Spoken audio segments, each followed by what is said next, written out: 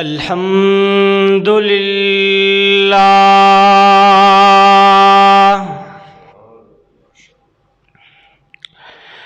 الحمد لله الذي لم يزل عالما قديرا حيا قيوما حيا قيوما سميعا بصيرا قديرا عليما خبيرا بصيرا الحمد لله الذي أنزل على عبده الكتاب ولم يجعل له عوجا الحمد لوليه والصلاة على نبيه والوزن والعدل والفضل والنظم بالجزم بوحدته بكبريائه بسلطان وبإعلان وبإتقان وبإيمان وبيان في فرقان وحده بوحدة موحدا بوحدة موحدا بتوحيد بوحدة وحيدا وأحدا بلا مدد وجدد ونسب ووصف في الكمال لا شريك له ولا نظير له ولا وزير له ولا مشير له ولا معين له ولا مقيم له ولا ناظر له ولا ناظم له ولا قادر له من يشرك في ذات الله وعادات الله وآيات الله وقرآن الله أو يتبرك بغير الله من نبي وولي وتقي ونقي وحسين وجميل وصغير وكبير فعليه الخسران والوبال ونشهد أن سيدنا ومؤيدنا وحبيبنا ومولانا محمدا عبد الله ورسول الله أما بعد فأعوذ بالله من الشيطان الرجيم بسم الله الرحمن الرحيم ألف لام ميم ذلك الكتاب لا ريب فيه هدى للمتقين وقال الله تبارك وتعالى في مقام آخر فلا أقسم بمواقع النجوم وإنه لقسم لو تعلمون عظيم إنه لقرآن كريم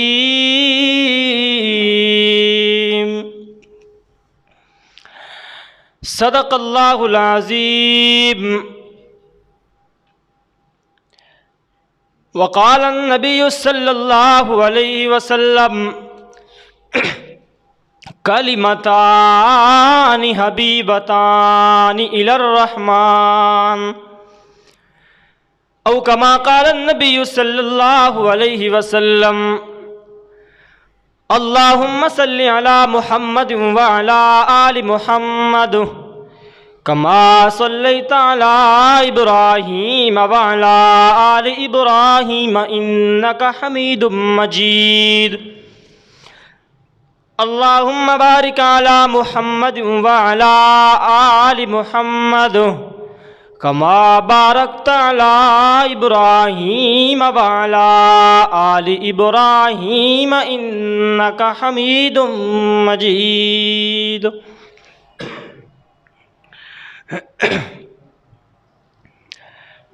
عزیزان محترم بھائیوں بزرگوں، السلام علیکم ورحمۃ اللہ وبرکاتہ۔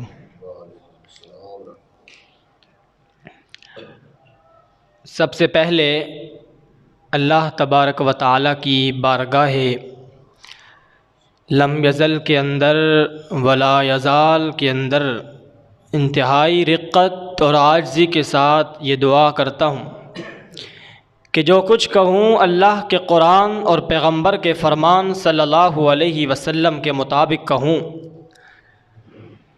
اس کے بعد آپ حضرات کو اور مجھے ہم سب کو اس پر عمل کرنے کی توفیق عطا فرمائے۔ عزیزان محترم، یہ جو رمضان المبارک کے قریب دن ہوتے ہیں یا رمضان المبارک کے اندر دن ہوتے ہیں، ان دنوں کو ہم خاص طور پر قرآن کے ساتھ ملاتے ہیں، قرآن کا تذکرہ کرتے ہیں، قرآن کے ساتھ ان دنوں کو خاص کرتے ہیں۔ اس کی وجہ یہ ہے کہ رمضان اور قرآن کا ایک بڑا گہرا سا تعلق ہے۔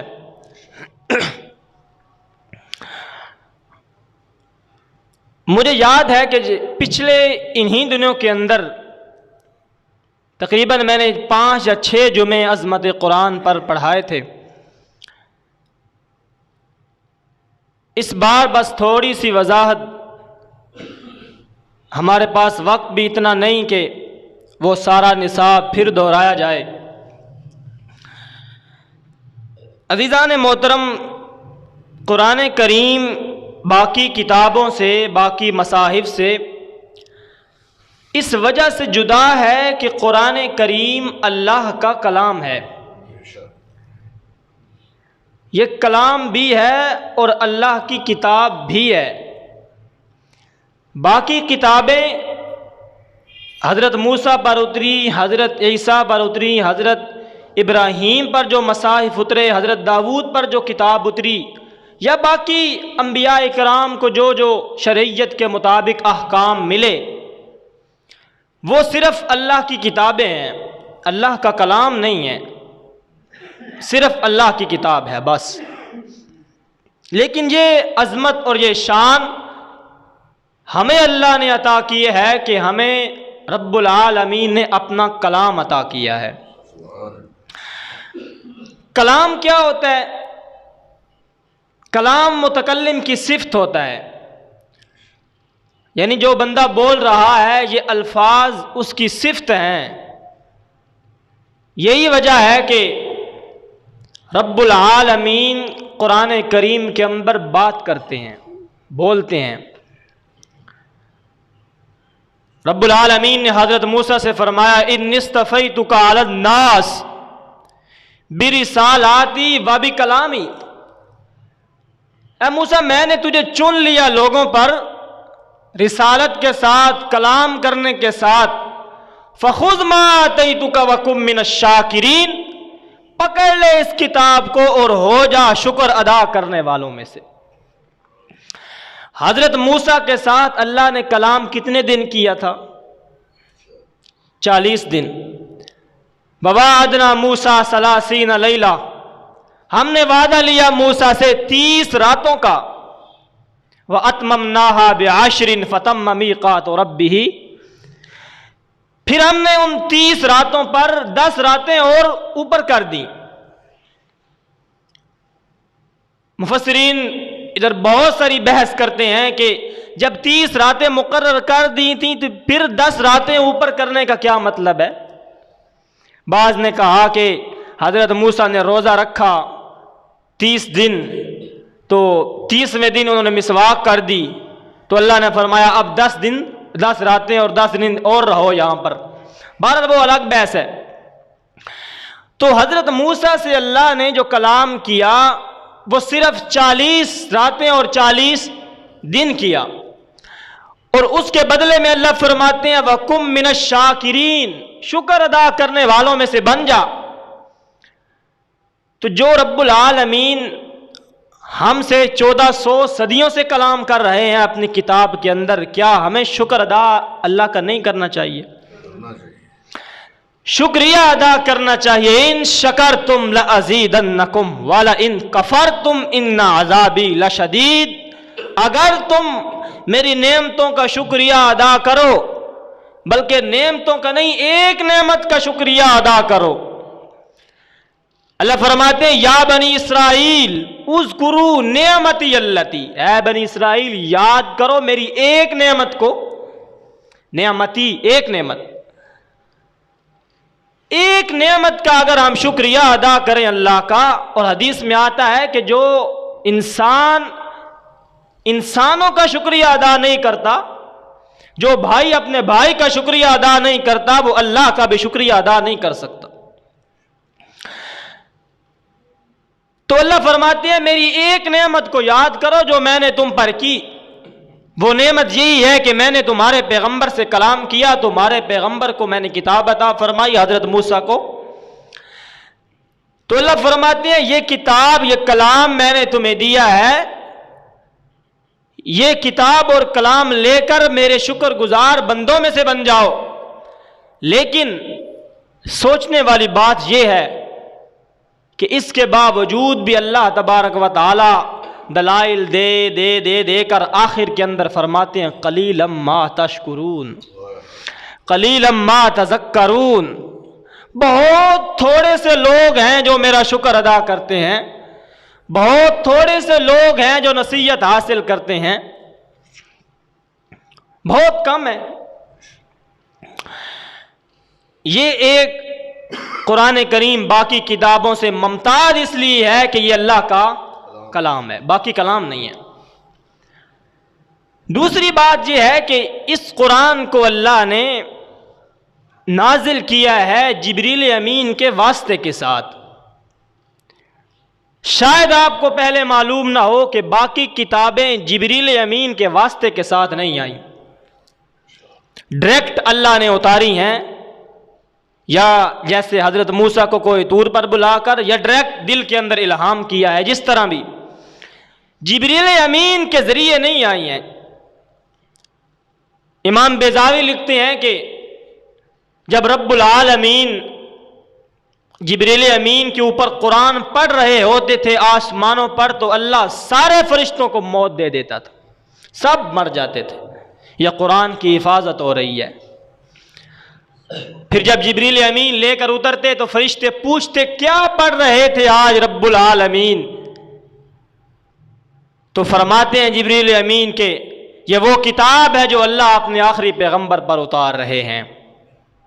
پھر جب جبریل امین لے کر آتے اللہ کے پیغمبر پر، تو فرشتوں کا ایک جھرمٹ ساتھ آتا جو ارد گرد پہرے داری کے لیے، حفاظت کے لیے، کہ شیطان کہیں اچک نہ لے اس کتاب کو۔ سورۃ صافات کے اندر اس کا ذکر آتا ہے۔ تو یہ جبریل امین بروح القدس انہ لقول رسول کریم، عزت والا ایک رسول ہے، عزت والا ایک فرشتہ ہے جس کے ذریعے اللہ نے اس کتاب کو نازل کیا۔ ذی قوت عند ذی العرش مکین، بڑی طاقتور، بڑی قوت والا ہے، عند ذی العرش، عرش کے ہاں، مکین ٹھہرنے والا ہے۔ یہ جبریل امین کی اللہ صفت بتا رہے ہیں، اس لیے کہ قرآن جو میں نے دے کر بھیجا ہے یہ کسی خیانت دار کو دے کر نہیں بھیجا کہ مجھ سے کچھ اور سنا ہو اور تمہارے پیغمبر کو جا کر کچھ اور بتا دیا ہو، نہ، جو اس نے مجھ سے سنا وہی جا کر تمہارے پیغمبر کو بتاتا ہے۔ یہ دو باتیں میں نے آپ کے سامنے ذکر کر دی۔ باقی معجزات، قرآن معجزہ ہے یا نہیں، قرآن صفت ہے یا نہیں، قرآن مخلوق ہے یا نہیں، قرآن کا دوام باقی ہے یا نہیں، یہ بحث میں پچھلے سال کر چکا ہوں، اس سال پھر نہیں کروں گا۔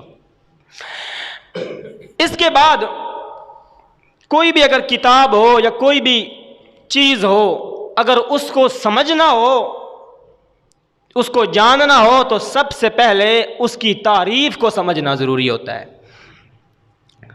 یعنی کہ اگر میں جاننا چاہوں کہ یہ کرسی کیا ہے، یہ کیا چیز ہے، تو سب سے پہلے مجھے اس کی تعریف کا ہونا ضروری ہوگا کہ کرسی کہتے کس کو ہیں۔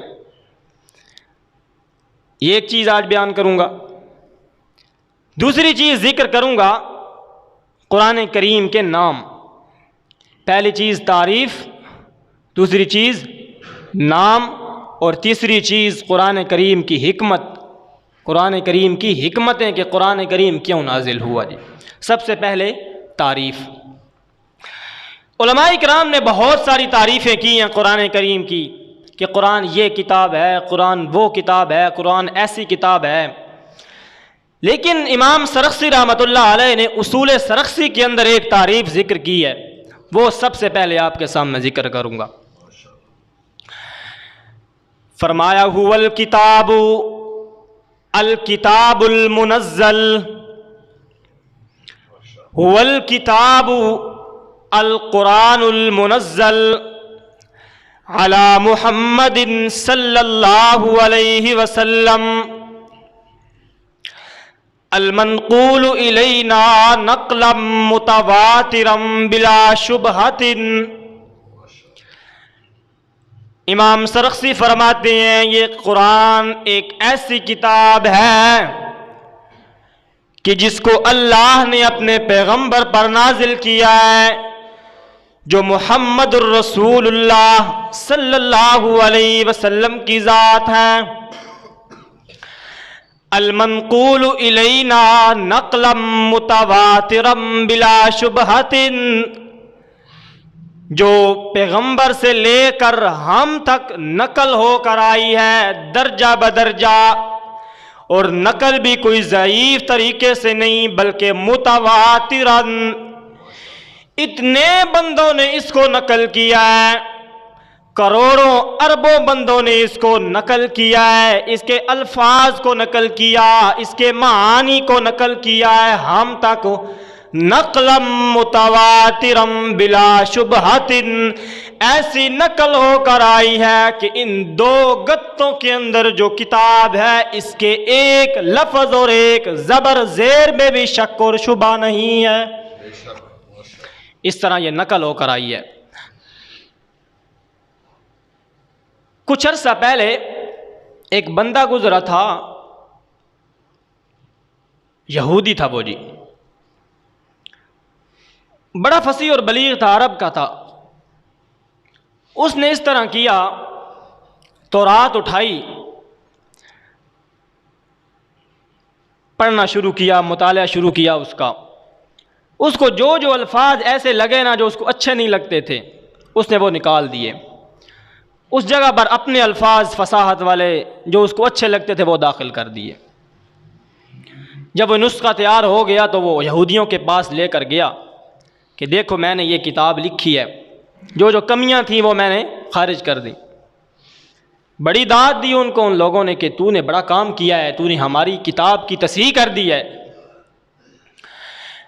پھر اس نے انجیل اٹھائی، چونکہ انجیل بھی اس کے اندر بھی رد و بدل ہوا ہے، اور اس کے اندر تو اتنا رد و بدل ہوا ہے کہ ان لوگوں کو پتہ ہی نہیں کہ ہماری کتاب اصل ہے کون سی۔ اور ایک دور عیسائیوں پر ایسا آیا کہ ان کے پاس بہت سارے نسخے ہو گئے انجیلوں کے، کوئی کدھر کی انجیل پڑھ رہا ہے، کوئی کیسی پڑھ رہا ہے، احکام بدل گئے، حکم بدل گئے۔ تو ان کے پادریوں نے اس طرح کیا کہ یار یہ تو کام خراب ہے کہ ہماری تو کتابیں ہی بہت ساری ہو گئی ہیں، اس طرح کرتے ہیں کہ آج رات یہ ساری کتابیں ایک میز کے اندر رکھ دیتے ہیں، میز کے اوپر، تو اللہ سے دعا کرتے ہیں کہ یا اللہ جو کتاب ہماری ٹھیک ہے نا وہ میز پر پڑی رہے، باقی سارے نیچے گر جائیں۔ تو ان کے ایک پادری تھا، وہ بڑا خبیث تھا۔ جب انہوں نے یہ کتابیں ساری ایک کمرے کے اندر رکھیں اور باہر انتظار کرتے رہے، ساری رات دعا کرتے رہے، اس نے اس طرح کیا، ادھر سے داخل ہو کر 4 کتابوں کو میز پر رہنے دیا، باقی سارے نیچے گرا دی۔ اب صبح اٹھے تو دیکھا تو 4 میز پر پڑی ہیں، باقی ساری نیچے گر گئی ہیں، اس وقت انہوں نے فیصلہ کر دیا کہ یہ 4 ٹھیک ہیں باقی ساری غلط ہیں، انہی کو اناجیل اربع کہا جاتا ہے، انجیل متی، انجیل لوحا، اس طرح کے ان کے نام ہیں۔ تو عیسائیوں کی کتاب بھی رد و بدل اس کے اندر ہو گیا۔ تو اس نے اس طرح کیا، کتاب لی، دیکھنا شروع کر دیا، ورقے پلٹنے شروع کر دیے، پلٹتے پلٹتے الفاظ کو نکالا، داخل کیا، پھر لے کر گیا عیسائیوں کے پاس، الفاظ خوبصورت داخل کیے، بڑی شاباش دی، انعام دیا انہوں نے۔ اب اس نے کہا ایک کتاب رہ گئی ہے، اس کے اندر بھی کرتا ہوں۔ اس نے قرآن اٹھایا، اس کے اندر بھی رد و بدل کرنا شروع کر دیا، جو الفاظ اچھے لگتے تھے بیچ میں رہنے دیے، جو اپنی مرضی سے اور داخل کرنے تھے وہ داخل کر دیے۔ بڑا خوش ہو کر مسلمانوں کے پاس جب گیا نا، تو انہوں نے اس کی ایسی درگٹ بنائی کہ تو ہمارے کتاب کے اندر تعریف کرتا ہے، ادھر تو تیری تعریفیں ہوتی تھی کہ تو نے انجیل بدل دی، فلاں بدل دیا، ہماری کتاب پر ہمیں شک نہیں ہے، نقلم متواترم بلا شبہۃ، بغیر شک و شبہ کے یہ نقل ہو کر آئی ہے ہم تک۔ جس طرح پیغمبر پر جبریل امین نے پڑھی اور جبریل امین پر اللہ کی ذات نے پڑھی، جس طرح پیغمبر نے صحابہ اکرام پر پڑھی، اسی طرح یہ ہم تک آج تک نقل ہو کر آئی ہے۔ تو قرآن کریم بلا شبہ نقل ہو کر آیا ہے۔ یہ تعریف کیا امام، بھول گئے ہو، امام سرخسی رحمۃ اللہ علیہ نے، امام سرخسی، اصول سرخسی کے اندر ان کی اپنی کتاب ہے۔ پھر سنیں یہ تعریف، پھر اگلی تعریف کرتا ہوں۔ هو القرآن المنزل المنقول الینا نقلا متواترا بلا شبہۃ، قرآن ایک ایسی کتاب ہے جو ہم تک نقل ہو کر آئی ہے بغیر شک و شبہ کے، جو محمد الرسول اللہ صلی اللہ علیہ وسلم پر نازل کی گئی ہے۔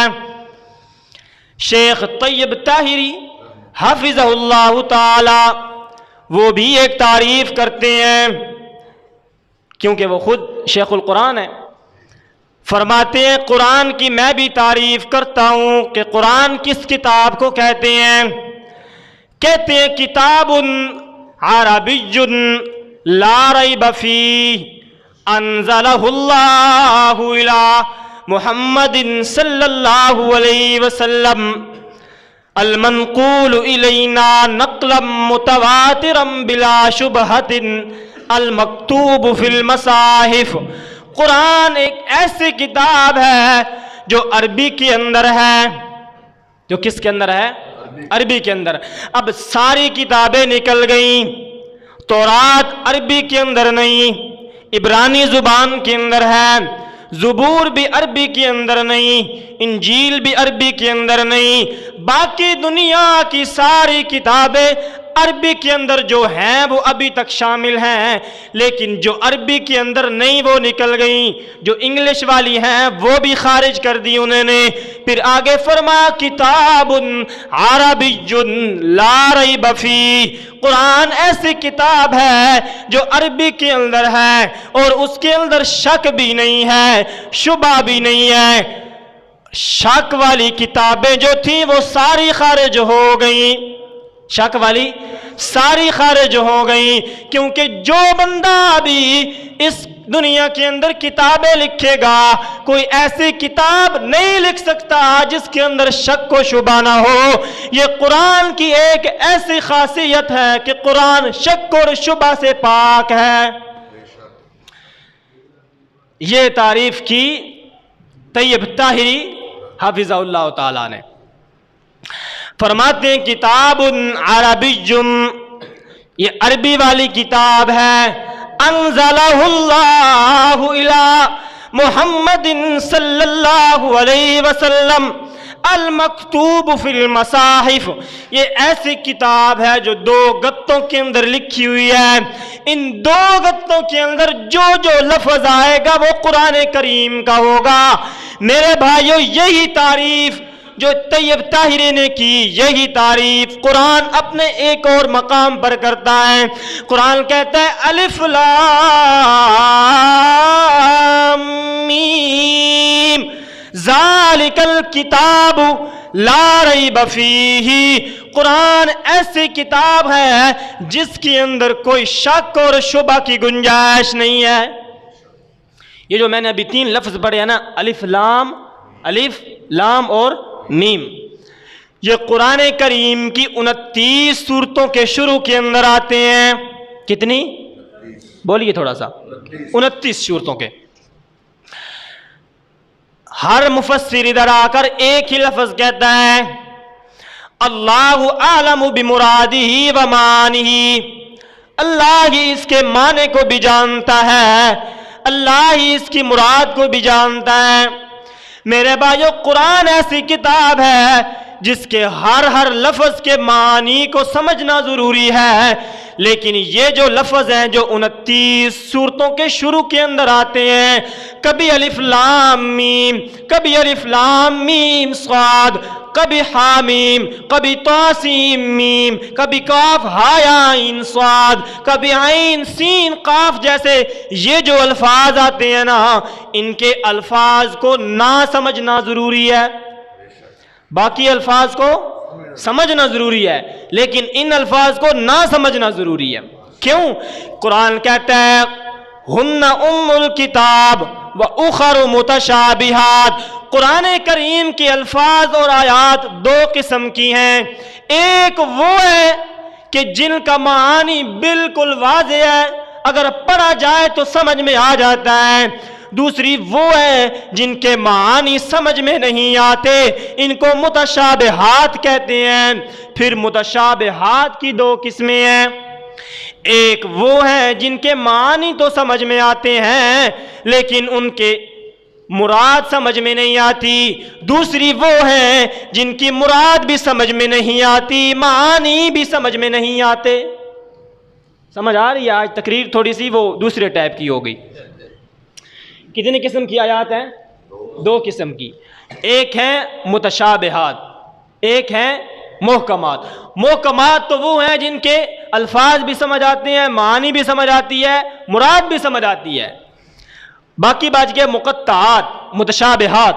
متشابہات وہ ہیں جن کی آگے پھر 2 قسمیں ہیں، ایک وہ ہیں جن کے الفاظ سمجھ آتے ہیں، معنی بھی سمجھ آتی ہے لیکن مراد سمجھ نہیں آتی، اور دوسری وہ ہیں جن کی مراد بھی سمجھ نہیں آتی، معنی بھی سمجھ نہیں آتے، جیسے ید اللہ، روح اللہ، کلمت اللہ۔ کوئی معلوم نہیں کہ اللہ کا کلمہ کیا ہے، اللہ کی روح کیا ہے، یہ ان کے معنی تو سمجھ آ گئے کہ روح اللہ، روح اللہ، کلمت اللہ، اللہ کا کلمہ، مراد کوئی نہیں جانتا۔ لیکن کچھ الفاظ وہ ہیں جن کے معنی بھی سمجھ میں نہیں آتے، جن کی مراد بھی سمجھ میں نہیں آتی، جیسے قرآن کہتا ہے الف لام میم، کیا معنی؟ کوئی معنی نہیں، بس الف لام میم اس کا معنی ہے۔ اب جب قرآن کریم کو سمجھنا ضروری ہے تو یہ الفاظ اللہ تعالیٰ نے اتارے کیوں جو قرآن جو مخلوق کو سمجھ ہی نہیں آتے؟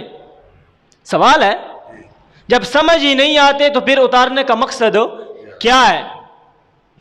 ایک جواب رب العالمین فرماتے ہیں، لوگو الف بھی حروف تہجی میں سے، لام بھی حروف تہجی میں سے، میم بھی حروف تہجی میں سے، میں نے بھی اپنی کتاب اتاری ہے، یہ حروف تہجی کے ساتھ بن کر آئی ہے، تم بھی اپنے الفاظ بولتے ہو وہ بھی حروف تہجی سے بنتے ہیں، میں رب العالمین ہوں، میں نے یہ کتاب اتاری ہے، میں چیلنج کر رہا ہوں، اگر اس جیسی کوئی کتاب لے کر آ سکتا ہے تو ان الفاظ کے ساتھ لا کر دکھائے۔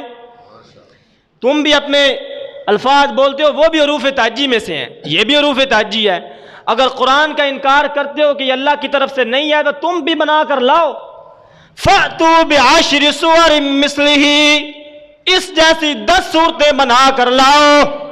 لَن تَفْعَلُوا، نہیں لا سکو گے۔ اللہ فرماتے ہیں بھی سورتن، ایک صورت لے کر آؤ، لَن تَفْعَلُوا، نہیں لے کر آؤ گے، تمہارے اندر ایسی طاقت نہیں ہے کہ تم ایک صورت بھی لاؤ۔ اللہ فرماتے ہیں بھی آیتن، ایک آیت لے کر آؤ، اگر نہیں لا سکتے ہو تو پھر مان جاؤ یہ قرآن اللہ کی کتاب ہے۔ یہ ایک مقصد ہے ان کو نازل کرنے کا۔ دوسرا مقصد مفسرین فرماتے ہیں یہ حروف مقطعات ہیں۔ حروف مقطعات، مقطعات کا مطلب ہوتا ہے ٹکڑے ٹکڑے کر دینا۔ قرآن کہتا ہے وَقَالَتِ اخْرُجْ عَلَيْهِنَّ فَلَمَّا رَأَيْنَهُ أَكْبَرْنَهُ وَقَطَّعْنَ أَيْدِيَهُنَّ، زلیخا نے کہا یوسف کو نکل ان میری سہیلیوں پر، تجھے دیکھنا چاہتی ہیں۔ حضرت یوسف نے جب اپنا جلوہ ڈالا نا، کالی زلفوں والا انسان، کالی زلفوں والا انسان، چمکتے ہوئے چہرے والا انسان، کشادہ قد والا انسان، اللہ کے پیغمبر نے فرمایا لوگوں میں نے معراج والی رات حضرت یوسف کو دیکھا، مجھے پیدا کرنے والے رب کی قسم ہے اللہ نے آدھا حسن دنیا کو دیا، آدھا حسن اللہ نے یوسف علیہ السلام کو دیا۔ حضرت یوسف کو کہا نکلیے گا میری سہیلیوں پر، تجھے دیکھنا چاہتی ہیں۔ حضرت یوسف نکلے، قرآن کہتا ہے قطعن ایدیہن، ان سہیلیوں نے اپنے ہاتھوں کے ٹکڑے ٹکڑے کر لیے۔ لوگ مانا کرتے ہیں ہاتھوں کو کاٹ لیا، کاٹ لیا نہیں، قطعن کا مانا ٹکڑے ٹکڑے کر کے کاٹ لیا۔ تو حروف مقطعات ٹکڑے ٹکڑے کر دینا، اب مانا سمجھے۔ مفسرین فرماتے ہیں ان کو حروف مقطعات کہتے ہیں، یہ اللہ نے اس لیے اتارے ہیں کہ ان کو بھی کاٹ کاٹ کر پڑھا جاتا ہے۔ الف لام میم، اب اس کو علم کوئی نہیں پڑھتا، الف لام میم اس کو پڑھنا ہے۔ ہا میم ہم کوئی نہیں پڑھتا، ہا میم ہی پڑھتے ہیں۔ ایک یہ معنی ہو گیا جی۔ تو تعریف کر رہا تھا قرآن کی، قرآن کہتا ہے الف لام میم ذالک الکتاب لا ریب فیہ، یہ قرآن ایک ایسی کتاب ہے جس کے اندر کوئی شک نہیں ہے، جس کے اندر کوئی شبہ نہیں ہے۔ ھدی للمتقین، متقین کے لیے نری ہدایت ہے۔ اب سوال یہ قرآن تو ھدی للناس ہے، قرآن تو ھدی للناس ہے، سارے لوگوں کے لیے ہدایت ہے، ادھر آ گیا ھدی للمتقین۔ اللہ فرماتے ہیں ھدی للناس ضرور ہے لیکن فائدہ وہی کرے گا المتقین، جو مجھ سے ڈرنے والا ہوا، جو مجھ سے ڈرے گا وہی فائدہ حاصل کرے گا جی۔ اور یہی قرآن کریم اپنی تعریف اور بہت سارے مقام پر کرتا ہے، ابھی وقت نہیں ہے ورنہ وہ بھی دکھاتا۔ یہ ہوگی تعریف۔ اب دوسری کیا چیز بتائی تھی میں نے؟ قرآن کریم کے نام، قرآن کریم کے نام۔ رمضان کا مہینہ اس لیے قرآن کا تذکرہ کر رہا ہوں۔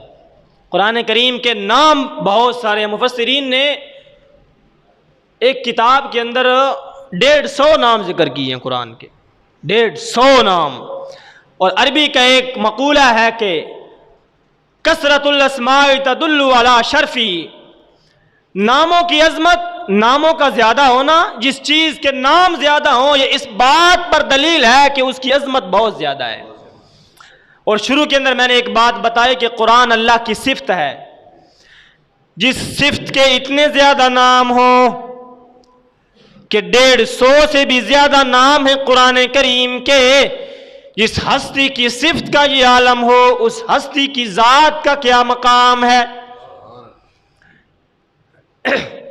قرآن کا ایک نام ہے الکریم، الکریم عزت والا ہے۔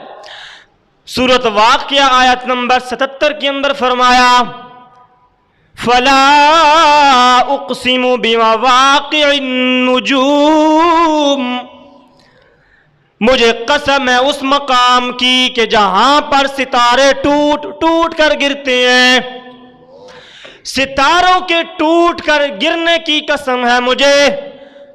فَلَا أُقْسِمُ بِمَوَاقِعِ النُّجُومِ وَإِنَّهُ لَقَسَمٌ لَوْ تَعْلَمُونَ عَظِيمٌ۔ اے میرا بندہ اگر تو یہ سمجھ لے تو یہ قسم بہت بڑی ہے، بہت بڑی قسم ہے۔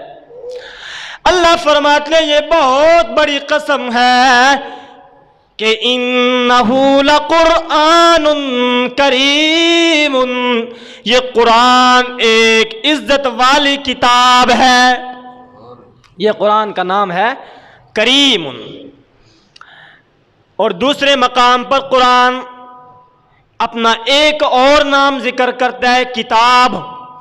قرآن کہتا ہے تبارک الذی نزل الفرقان علی عبدہ لیکون للعالمین نذیرا۔ دوسرے مقام پر فرمایا الحمدللہ الذی انزل علی عبدہ الکتاب ولم یجعل لہ عوجا۔ میرا بندہ ساری تعریفیں اس اللہ کے لیے ہیں جس نے اپنے بندے پر کتاب اتاری ہے، اور ایسی کتاب اتاری ہے جس کے اندر کوئی کجی بھی نہیں، کوئی ٹہرا پن بھی نہیں ہے۔ الحمدللہ کہو نا، الحمدللہ، تمام تعریفیں اللہ ہی کے لیے۔ سوال یہ ہوتا ہے کہ اس دنیا میں تعریفیں تو بہت سارے لوگوں کی ہوتی ہیں، شاگرد اپنے استاد کی تعریف کرتا ہے کہ نہیں کرتا؟ اللہ نے صحابہ اکرام کی تعریفیں قرآن میں کی، اللہ نے اپنے پیغمبر کی تعریفوں سے قرآن بھر دیا۔ استاد اپنے شاگرد کی تعریفیں کرتا ہے، لوگ کاریگروں کی تعریفیں کرتے ہیں، پھر ساری تعریفیں اللہ ہی کے لیے۔ کیا مطلب ہے؟ مفسرین فرماتے ہیں اس دنیا میں چاہے صحابہ کی تعریف ہو، چاہے قرآن کی تعریف ہو، چاہے پیغمبروں کی تعریف ہو، چاہے کاریگروں کی تعریف ہو، چاہے خطیبوں کی تعریفیں ہوں، کیونکہ یہ دنیا اللہ نے بنائی ہے۔ اس دنیا میں جس کی بھی تعریف ہوگی حقیقت میں اللہ کی تعریف ہے، سب تعریفیں اللہ کے لیے۔ اور یہی تو توحید ہے نا کہ اس کے سوا کوئی تعریفوں کے لائق نہیں۔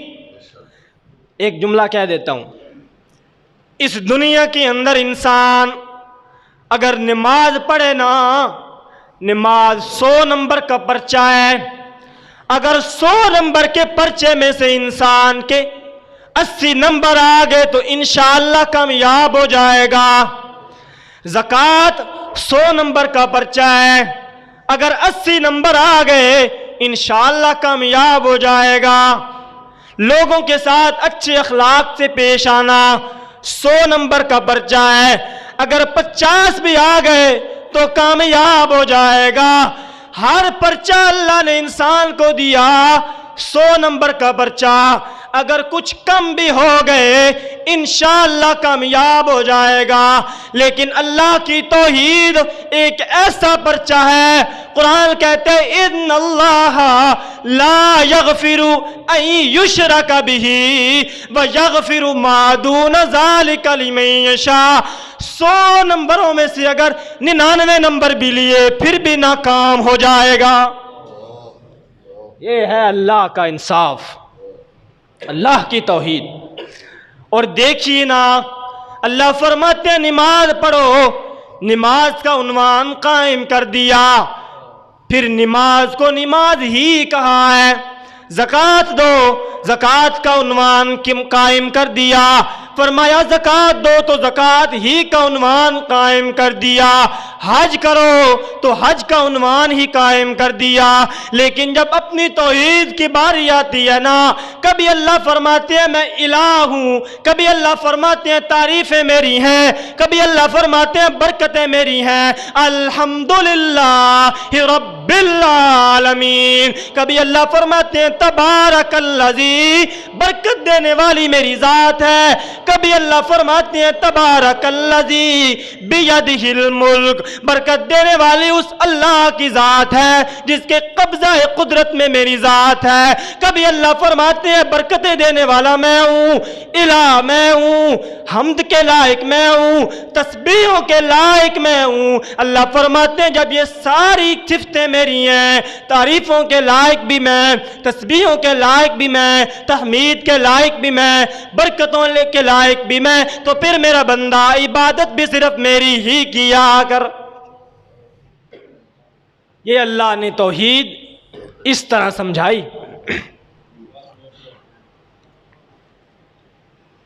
تو عزیزان محترم، وقت ہونے چلا ہے، قرآن کریم کا مہینہ آ رہا ہے، قرآن کریم کے خاص دن آ رہے ہیں، لیکن کیا کروں، رمضان کے مہینے میں بھی کچھ میرے بھائی ایسے ضرور ہوں گے جو اللہ کی حدود کو توڑ کر چلیں گے، کچھ ایسے بھی ہوں گے جو مسجد میں پھر بھی نہیں آئیں گے، اللہ آوازیں لگائیں گے حل من مستغفرین، کوئی بندہ ہے جو مجھ سے مغفرت طلب کرے، لیکن کچھ میرے بھائی ایسے بھی ضرور ہوں گے جو پھر بھی نہیں آئیں گے۔ اللہ فرمائیں گے کوئی ہے جس کے میں گناہوں کو معاف کر دوں، کوئی ہے جو میرے لیے روزہ رکھے، لیکن کچھ میرے بھائی ایسے ہوں گے جو روزہ نہیں رکھیں گے، کچھ ایسے ہوں گے جو اللہ کا قرآن نہیں پڑھیں گے، مہینہ گزر جائے گا اللہ کی رحمت کو خرید نہیں سکیں گے، مہینہ گزر جائے گا اپنے آپ کو جہنم سے نکال نہیں سکیں گے۔ قرآن تو آتا ہے، رمضان تو آتا ہے کہ لوگوں کی تقدیریں بدل کر رکھ دے، لوگوں کی حالات کو بدل کر رکھ دے، لیکن کچھ میرے بھائی ایسے بھی ہوں گے جو رمضان سے پہلے بھی زنا کریں گے، رمضان کے اندر بھی زنا کریں گے، رمضان کے پہلے بھی سود کھائیں گے، رمضان کے بعد بھی سود کھائیں گے، رمضان سے پہلے بھی شراب پئیں گے، رمضان سے پہلے بھی چرس اور افیم کھائیں گے، رمضان کے بعد بھی کھائیں گے۔ میرے بھائی ان دنوں کو غنیمت جان، اس سانس کو غنیمت جان جو تو لے رہا ہے، ورنہ ایک ایسا وقت آنے والا ہے کہ تیرا سانس دبوچ لیا جائے گا، تیری سانس کو نکال لیا جائے گا، تیری سانسوں کو کھیڑ لیا جائے گا۔ ایک وقت ایسا آئے گا تو سجدہ کرنا چاہے گا سجدہ نہیں کر سکے گا، تو رکوع کرنا چاہے گا رکوع نہیں کر سکے گا، ایک ایسا وقت آئے گا تیرا دل کرے گا میں روزہ رکھوں لیکن روزہ نہیں رکھ سکے گا۔ آج جوانی اللہ نے تجھے دی، طاقت عطا فرمائی تجھے اللہ نے، ان دنوں کو غنیمت جان، اللہ کے لیے قربان کر ان دنوں کو، اللہ کے سامنے جھک جا۔ اگر تو اللہ کے لیے آہستہ آہستہ چل کر جائے گا، اللہ تجھے یوں باہوں سے لگا لے گا، تیرا انتظار فرماتے ہیں اللہ فرماتے ہیں ماں اپنے بیٹے کا اتنا انتظار نہیں کرتی جتنا میں اپنے بندے کا انتظار کرتا ہوں۔ میرے بھائیو یہ وقت آ رہا ہے، یہ دن آ رہا ہے، قرآن کو اپنے سینوں میں دبائیے، قرآن کو اپنے سینوں میں دبوچ لیجئے گا۔ ایک وقت ایسا آئے گا جب آپ کو ضرورت ہوگی کہ قرآن میری سفارش کرے، قرآن آپ کی سفارش کرے گا، قرآن کہے گا اللہ اس بندے نے مجھے تنہا نہیں چھوڑا تھا، مجھے رات کی تنہائی میں یہ پڑھتا تھا، مجھے دل کے اجالے میں یہ پڑھتا تھا، مجھے لوگوں کے شور میں یہ پڑھتا تھا، آج میں اس کی سفارش کرتا ہوں کہ اس کو جنت کا حقدار بنا دے۔ ایسا وقت آئے گا، لیکن ایک بندہ ایسا بھی ہوگا یا لیتنی کنت ترابا، کہے گا اللہ کاش کہ میں مٹی ہو جاتا، اس کے بعد نہ اٹھایا جاتا۔ قرآن اس کے خلاف سفارش کرے گا، اللہ اس نے مجھے چھوڑ دیا تھا، اس نے میری تلاوت بھی نہیں کی، اس نے مجھ پر عمل بھی نہیں کیا، میرے اوپر گرد و غبار پڑی ہوتی تھی، اللہ اس بندے نے کبھی بھی مجھے اٹھا کر نہیں بڑھا، آج میں سفارش کرتا ہوں کہ اس کے جہنم کو نچلے درجے میں پھینک دے۔ قرآن اگر غور سے سنا جائے تو دل پر اثر کرتا ہے، اللہ کے پیغمبر نبوت والا سورج لے کر آئے، لوگوں کو دعوت دی، کسی نے مان بھی لیا، کسی نے نہیں مانا۔ اللہ کے پیغمبر پھر بھی قرآن پڑھ رہے ہیں، لوگوں کو قرآن سنا رہے ہیں، بلغ ما انزل الیک من ربک پر عمل کر رہے ہیں، لوگوں کو قرآن سنا رہے ہیں۔ لیکن ابو جہل نے کیا کیا؟ ایک نیزہ اٹھایا، اللہ کے پیغمبر کی چمکتی ہوئی پیشانی پر مارا، خون کا فوارہ نکلا۔ ارے پاکیزہ خون میرے پیغمبر کا، پاکیزہ خون، پاکیزہ جسم سے نکلا ہوا خون مکہ کی گلیوں میں بہنے لگ گیا۔ کیوں مارا؟ کیونکہ قرآن سنا رہے تھے، لوگوں کو قرآن کی طرف بلا رہے تھے۔ اللہ کے پیغمبر نے یوں ہاتھ رکھا، یوں وادیوں کی طرف نکل گئے، چٹانوں کی طرف نکل گئے، ایک وادی میں جا پہنچے، وہاں پر اللہ سے مخاطب ہیں، کہتے ہیں مولا میں تیرا قرآن سناتا ہوں، میں تیری توحید کی طرف بلاتا ہوں، یہ لوگ پھر بھی مجھے نہیں بخشتے۔ اللہ تو نے مجھے کتنا نازک بنایا ہے، تو نے میرے ماتھے کی پیشانی کو کتنا نازک بنایا ہے، تو نے میرے پسینے کو خوشبودار بنایا ہے، تو نے مجھے کتنا عظیم بنایا ہے میرے مولا، پھر بھی یہ بندے مجھ پر ظلم کرتے ہیں۔ حضرت حمزہ رضی اللہ تعالیٰ عنہ ابھی تک مسلمان نہیں ہوئے، گھر میں پہنچے، بیوی کہتی حمزہ کہاں سے آیا ہے؟ کہتا ہے بہادر لوگ کہاں سے آتے ہیں؟ شکار کر کے آیا ہوں، یہ دیکھ شکار۔ اس نے کہا لعنت ہو تیرے شکار پر، تیرے یتیم بھتیجے کو مکہ کی گلیوں میں مارا جاتا ہے، کبھی اس کو گھسیٹا جاتا ہے، کبھی اس کا خون مکہ کی گلیوں میں بہتا ہوا نظر آتا ہے، ایسی بہادری پر اللہ کی لعنت ہو۔ حضرت حمزہ نے سوال کیا کیا ماجرا ہے؟ اس نے بتایا ابو جہل نے تیرے یتیم بھتیجے کے ماتھے کے اندر نیزہ لگایا ہے، خون رس رہا تھا، میں نے اپنی آنکھوں سے دیکھا ہے۔ حضرت حمزہ نے نیزہ اٹھایا، ابو جہل کے دروازے پر پہنچے، کہتے ہیں نکل باہر، میں تجھے بتاتا ہوں بہادر کیسے ہوتے ہیں، تو نے میرے یتیم بھتیجے کو مارا ہے۔ ابو جہل باہر نکلا، حضرت حمزہ نے وار کیا، اس کے سر کو بھی زخمی کر دیا اور کہا یہ میرے یتیم بھتیجے کا بدلہ ہے۔ پھر نکل گئے، اپنے پیغمبر کو تلاش کرتا ہوں، لیکن پیغمبر تو ملتے نہیں تھے۔ لیکن جب دیکھا نا کہ خون بہہ رہا ہے، اس خون کے پیچھے پیچھے چل رہے ہیں، چلتے گئے اللہ کے پیغمبر تک پہنچے، لیکن اللہ کے پیغمبر یوں وادی کی طرف چہرہ کر کے بیٹھے ہوئے ہیں، اللہ سے باتیں کر رہے ہیں کہ مولا ان لوگوں کو دیکھ تو صحیح، میری قدر بھی نہیں کرتے، میری پہچان بھی نہیں کرتے، میں ان کو قرآن سناتا ہوں یہ مجھ پر وار کرتے ہیں۔ حضرت حمزہ کہتا ہے یتیم بھتیجے پریشان نہ ہو، تیرا بدلہ لے کے آیا ہوں۔ اللہ کے پیغمبر نے کہا کیسا بدلہ لایا ہے؟ وہ کہتا ہے میں بھی اس کے سر پہ وار کر کے آیا ہوں۔ دیکھیے میرے پیغمبر کی شان،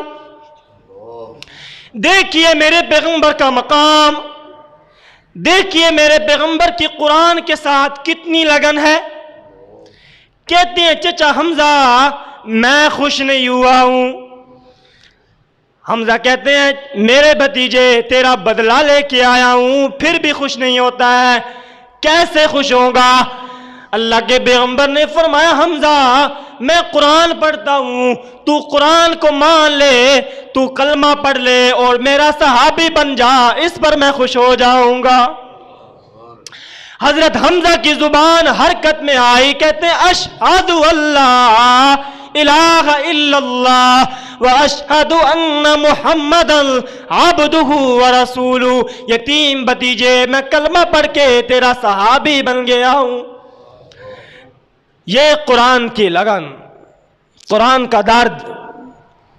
لیکن اگر میں ادھر ہی آپ سے پوچھ لوں، قرآن کی بنیادی باتیں پوچھوں، قرآن کی سورتیں کتنی ہیں؟ 114۔ قرآن کے رکوع کتنے ہیں؟ اب کوئی نہیں بولے گا۔ قرآن کی آیات کتنی ہیں؟ اب 6666 کہیں گے۔ 6666 آیات نہیں ہیں قرآن کی. کبھی کسی بندے نے خود گنی ہے آیات؟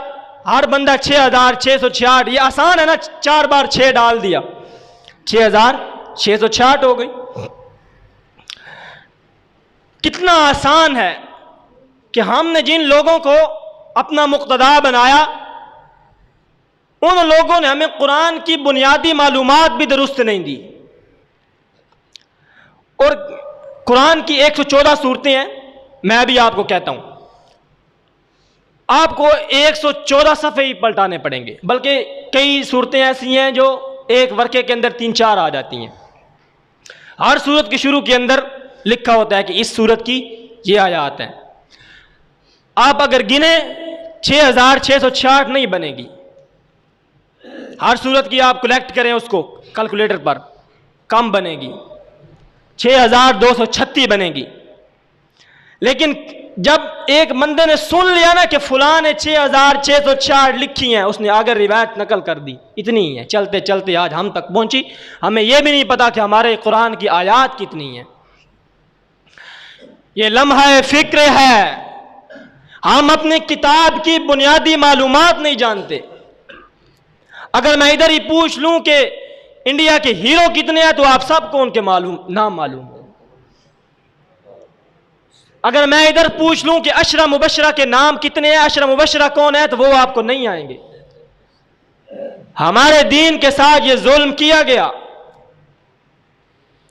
ہمیں روزہ رکھنے کا طریقہ نہیں معلوم. ہم ادھر اذان ہو رہی ہوتی ہے، ہم روزہ رکھ رہے ہوتے ہیں کہ ابھی تو اذان مکمل ہوگی تو روزے کا وقت بھی ختم ہوگا. حالانکہ اذان تو صبح کے وقت ہوتی ہے، روزہ رات کے وقت میں رکھا جاتا ہے. 5 منٹ اوپر ہو گئے. اس معذرت چاہتا ہوں، اس لیے لے رہا ہوں کہ اگلا جمعہ شاید میں نہ پڑھاؤں. تو میرے بھائیو، اپنی جوانیاں خراب نہ کرو، اپنے بچپنے خراب نہ کرو. اپنے بیٹوں کو اسلام کی تعلیم دیں، کتاب کے نزدیک لائیں، ان کو قرآن کے نزدیک لائیں. ورنہ اللہ فرماتے ہیں اگر تم لوگوں نے قرآن کو بھلا دیا تو میں تمہیں قیامت والے دن اندھا کر کے اٹھاؤں گا. پھر سوال کرو گے ہم اندھے کیوں ہو گئے؟ دنیا میں تو دیکھا کرتے تھے. اللہ فرماتے ہیں جس طرح تم نے میری کتاب کو بھلا دیا، آج میں نے بھی تجھے بھلا دیا. نہیں جانتا تو کون ہے. قرآن کے نزدیک آئیں. اللہ تبارک و تعالیٰ سے دعا ہے عمل کرنے کی توفیق عطا فرمائے. واخر